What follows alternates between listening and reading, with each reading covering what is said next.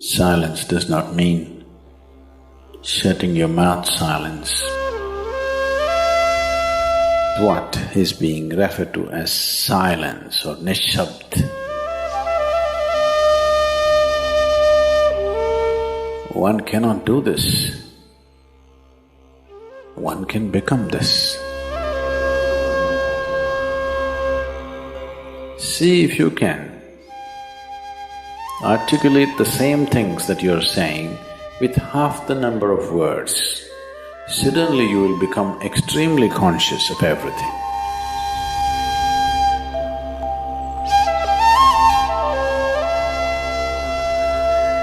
The wind makes its own sound. So does the water.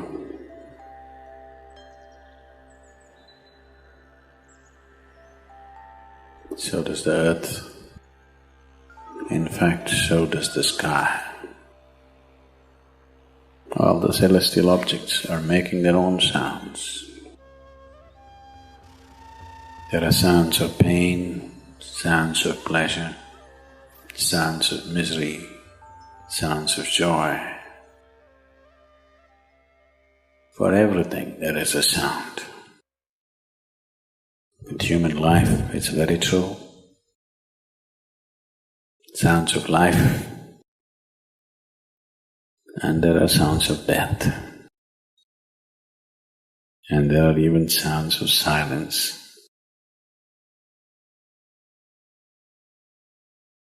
So this complex amalgamation of sounds, different kinds of sounds, creates different intent, different levels of compulsiveness, different levels of bondage, and different possibilities of entanglement.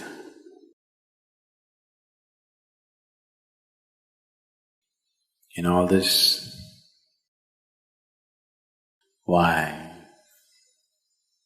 one chooses to become silent? Silence is not a way of denying yourself life. It is not even about denying yourself articulation. Silence is about moving from compulsiveness to consciousness. All sounds represent different forms and different dimensions of compulsiveness. When one chooses to become conscious, not be entangled in the compulsive nature of the existence, he naturally chooses to become silent. Silence does not mean shutting your mouth silence, plugging your ears silence. You can sing in silence.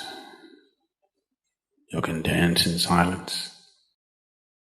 You can even speak in silence. You can even scream in silence. You don't try.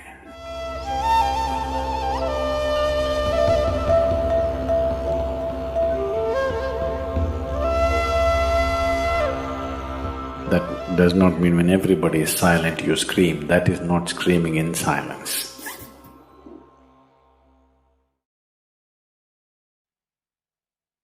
Because sound is of the surface, silence is of the core. It is only the surface which makes the sound. See, now the water is hitting the surface and making the sound. Deep down, there is no sound. That is so with life. On the surface, it is a very complex mesh of sounds, a maze of sounds happening. But at the core, there is no sound. There is no word for no sound in English language. We call it nishabd. That means absence of sound, a total absence of sound. Absence of sound means absence of reverberation. Absence of reverberation means absence of life. Absence of life means absence of creation. Absence of creation means absence of the Creator too. So a space which is beyond creation and Creator, a dimension which is beyond life and death, that is what is being referred to as silence or nishabd.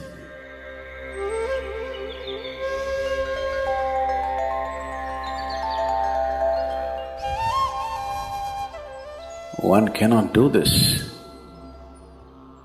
One can become this. Commonly, there are two words employed to describe this. One is maun, that means you're practicing silence, you're not silent.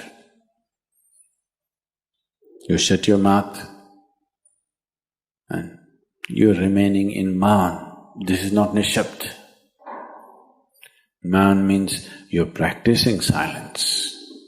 If you're practicing something, obviously you're not that. Are you life or are you practicing life? I'm asking you. Are you life or are you practicing life? Practicing life? No, your life. Maybe not very well practiced, but your life. Similarly, there is a difference between practicing silence and becoming silence. Practicing silence starts as a certain restriction, but slowly, as one practices silence, one can possibly become silent. One can become silent in intense activity, but nobody can keep up intense activity forever. Moments of intense activity are only moments. Nobody can sustain it. You'll expend yourself. Only if you can achieve it in inactivity, it is sustainable. If something is possible only in intense activity, it is never sustainable. In a very intense and ecstatic moment of singing, somebody may become or taste a moment of silence. But how long can you keep it up? Your throat will tear. And your neighbors may kill you. Possible. So this possibility of coming to silence or becoming silent also means to become still, to become utterly still. Stillness can be achieved in so many ways. If you watch a snake, he's still. If you watch a tiger which is on a hunt, absolutely still, charged but still.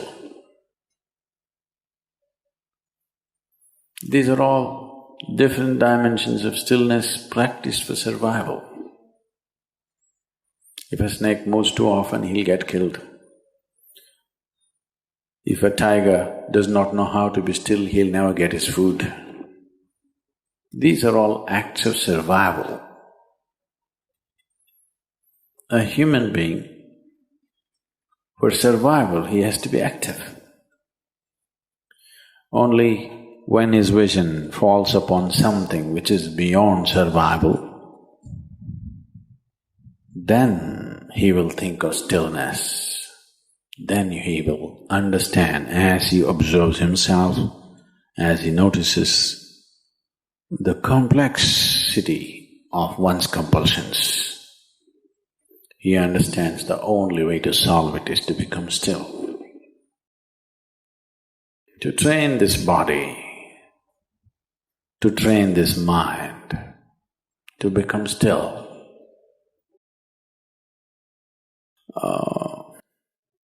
Takes some effort. If one is simply blissed out, he will become still. But otherwise one has to work bit by bit, one has to work to bring this body to absolute stillness.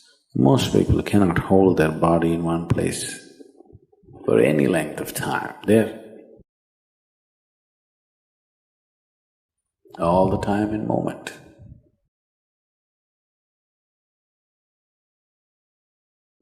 As it is said, a man is ill only because he does not know how to be still. Because in stillness, you are in touch with a dimension way beyond creation. Once one is in touch with that, there is no such thing as illness. If I sit here and the body rots and falls down, still there is no illness, it's just there. Because in fact, when one becomes utterly still, he may not be able to hold on to the body unless he learns the tricks, the mechanism of the body. So why should I become still? Will I lose my body? Anyway, you will lose your body. When the time to lose your body comes, if you want to lose it gracefully, then you must know at least a little bit of stillness. If you want to put your body down like you can put this piece of cloth down, with the same ease, with the same gracefulness, then you need to have some stillness in you. Otherwise, you and your body, you have to be torn apart, which is an ugly thing to do. When you're being torn away from your body, it is an ugly and painful thing to do, unless you can keep it down. There's no grace in life. So if one has to attain to that grace, at least a certain amount of stillness has to enter your life. For this to happen, a certain level of silence has to enter your life. If right now it is not coming, at least practicing a little bit of Maun. In an hour, if you're speaking 1573 words right now, how many more? How many words do you spit out in a minute? 1573, you're actually doing that many? I thought that's impossible. Okay, I believe you. So whatever number you're doing, see if you can articulate the same things that you're saying with half the number of words. Suddenly you will become extremely conscious of everything. Right now, our oral diarrhea is happening. If you're doing 1573, it's diarrhea, okay. Now, if you have to hold back half the words and still say the same things, now you have to be very conscious, otherwise you cannot say it. Just try this and see. Tomorrow, one day. In an hour, normally what number of words you utter, make it half. Don't curtail your activity, still say the same things. But with half the words, how wonderful the whole world will feel, you know.